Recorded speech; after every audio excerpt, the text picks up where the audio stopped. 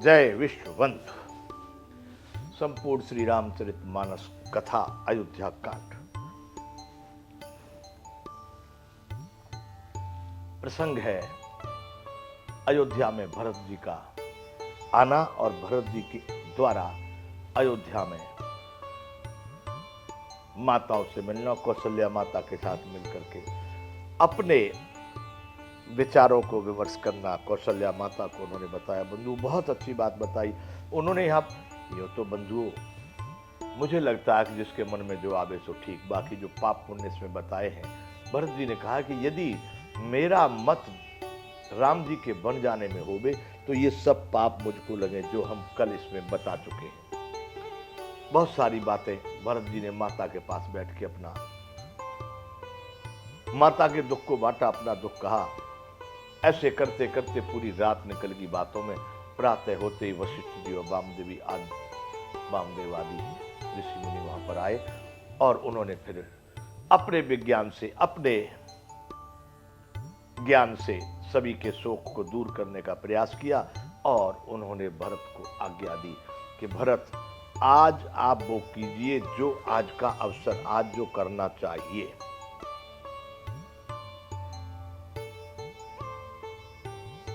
तात हृदय धीरज धरो, करो जो अवसर आज। ये वशिष्ठ जी ने कहा, हृदय में धैर्य को धारण कीजिए और वह कीजिए जो आज का अवसर है। सुन करके भरत जी अपने काम में लग जाते हैं। पिताजी के लिए अगर और चंदन के बहुत सारे ईंधन इकट्ठे किए गए।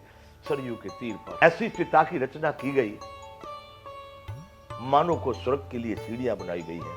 महाराज दशरथ सीधे स्वर्ग को उस सीढ़ी के द्वारा पहुंचे। जैसा ऋषि मुनि वेदों ने या ब्राह्मणों ने आज्ञा दिया वैसा कार्य भरत जी ने बहुत प्रकार से, अनेक प्रकार से उसको कई अनेक बार उन्होंने किया है। बहुत अच्छा किया। फिर जो लोगों को प्रसन्नता होती, जो आवश्यकता थी, जो याचकों को, या ब्राह्मणों को, संतों को, वह दान भरत जी ने सबको अपने पिताजी के स्वर्गवास के बाद जब 10 दिन का कार्यक्रम पूरा हो जाता उसके बाद 10 गात विधाना जिसको कहते हैं, सोद सुमत सब वेद पुराना कीन भरत 10 गात विधाना। 10 दिनों की जो प्रक्रिया होती है उसको 10 गात कैसे किए, सभी वेद पुराण शास्त्र ऋषि मुनि परंपराओं को बिल्कुल साधते हुए। अंत में सिंहासन भूषण बसन अन्न धरन धन धाम दिए भरत लहि भूमि सुर भय परिपूर्ण काम। भरत जी ने जो जो जिसको अच्छा लगा, सिंहासन, आभूषण, वस्त्र, अन्न, धरनी, धन, धाम, जो कुछ ठीक लगा उन लोगों को दिया और लेकर के सब ब्राह्मण लोग इतने प्रसन्न हो गए। भय परिपूर्ण काम, वो सभी पूर्ण काम हो गए, इच्छा रहित हो गए। इतना दिया, कुछ नहीं चाहिए, इतना दिया। ऐसा नहीं बंधुओं, आप यूं कहें कि भाई ऐसा कैसे हो सकता है, तो इतना दे दिया पूर्ण काम हो गया, इतना सबको कैसे। बंधुओं उस समय के जो मानव थे वो बिल्कुल मित्य यानी सीमा वाले थे। 2 जोड़ी कपड़े किए तो उससे उनका काम पूरा हो जाता। उनको ये नहीं था कि 100 जोड़ी चाहिए। एक पलंग की आवश्यकता, उनका काम पूरा हो गया। एक घर की आवश्यकता तो उनका काम पूरा हो गया। ये नहीं कि और इससे बड़ा बंगला और उससे बड़ा और 4 छह होने चाहिए और रजाई होनी चाहिए और गद्दे, नहीं। उनके लिए जो आवश्यक था उसी में वो पूर्ण काम हो जाते थे, इसलिए कोई बड़ी बात नहीं। आज भी लाखों करोड़ों लोग पूर्ण काम हो सकते हैं यदि वो अपने को ठीक मानवता में ले आवे। तो ये विलासता की दौड़ में तो बंधुओं कहा करते हैं, गल टप है या सही है कि रावण भी स्वर्ग को सीढ़ी बनाने की तैयारी कर रहे, कभी पूरा होता नहीं है। इसलिए वह परिपूर्ण काम बंधुओं ये है 170वां दोहा अयोध्या कांड का। यहां से आगे अब आज कथा चलेगी। पितु हितु भरत कीने जस करनी सो मुख लाख जाए नहीं बरनी। पिता के लिए जो भरत ने जो कुछ क्रिया की थी, जो कुछ कर्म किया था, जो विधान किया था, वो 1 लाख मुंह से भी वर्णन नहीं किया जा सकता। सुदिन सोधि मुनिवर तब आए सचिव महाजन सकल बुलाए। अच्छा दिन समझ करके आज ठीक है सभा को बुलाया जाए, दरबार लगता है। सभी मुनिवर ने, सब सचिव और सामंत जो भी होते हैं नगर के, जो दरबारी लोग, दरबार के अधिकारी कर्मचारी, सबकी सभा बुलाई गई है। बैठे राज सभा सब जाई, पठे बोले भरत दो भाई। बंधु, राजा की अनुपस्थिति में गुरु ही उस राज्य का संचालन, देखभाल, व्यवस्था सब करते थे। अब तक वशिष्ठ जी चला रहे हैं। सभा दरबार लगा है। अब भरत और शत्रुघ्न को बुला लिया गया है। भरत वशिष्ठ निकट बैठा रे, नीति धर्ममय वचन उचारे।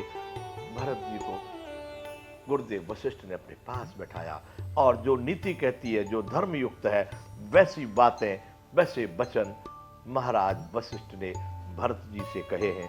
प्रथम कथा सब मुनि बर बरनी, के कई कुटिल की न जस करनी। पहले तो